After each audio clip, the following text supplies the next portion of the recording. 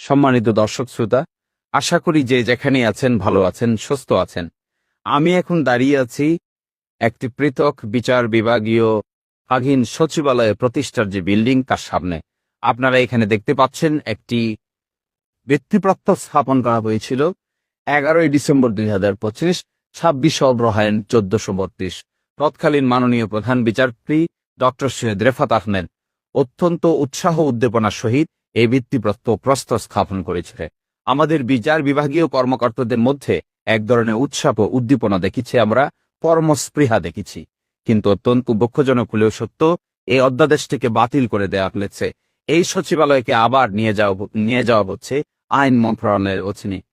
দেখুন, বাংলাদেশের হাইকোর্ট একটি রায় দিয়েছে 116 অনুচ্ছেদে, সেখানে অসাংবিধানিক ঘোষণা করে সুপ্রিম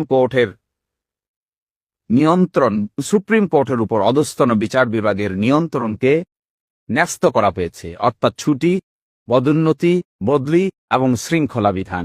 অধস্তন বিচার বিভাগে যারা আছেন, অ্যাসিস্ট্যান্ট জাজ থেকে শুরু করে ডিস্ট্রিক্ট এবং সেশন জাজ পর্যন্ত, কিংবা সিনিয়র জাজ সেশন জাজ পর্যন্ত, সকলকেই এই সচিবালয়ের অধীনে নিয়ন্ত্রণ করার জন্য, বাজেট করার জন্য, সেপারেট পদ ক্রিয়েট করার জন্য, ইন্ডিপেন্ডেন্ট বাজেটকে তৈরি করার জন্য এই সচিবালয় এস্টাবলিশ করা হয়েছিল।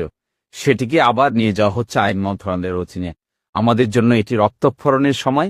আমরা যারা ফাইট করেছি, যারা আমরা এই জন্য চেষ্টা করেছি, মাজদাদ হোসেন মামলা থেকে শুরু করে সাদ্দাব হোসেন মামলা পর্যন্ত যারা চেষ্টা করেছেন, সকলেই ডিসহার্টেন করেছেন। সকলেরই ভিতরে ভিতরে রক্তক্ষরণ হচ্ছে।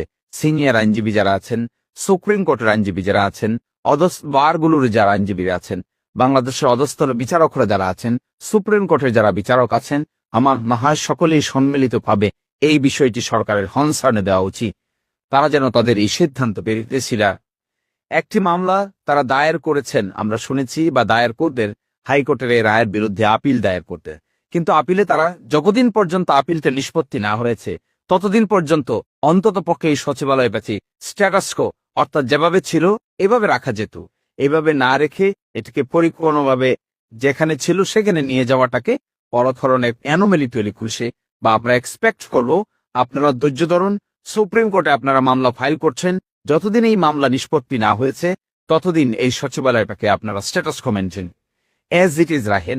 যেভাবে কর্ম পরিচালনা করছিল সেভাবেই কর্ম পরিচালনা করে আশা করি কর্তৃপক্ষের বোধোদয় হবে, বিচার বিভাগের প্রতি আপনার আস্থাশীল হবেন, সাধনামূলক কাজ করতে দিবেন, ন্যায় বিচার নিশ্চিত হবেন। সকলেই ভালো থাকেন, সুস্থ থাকেন। আল্লাহ হাফেজ।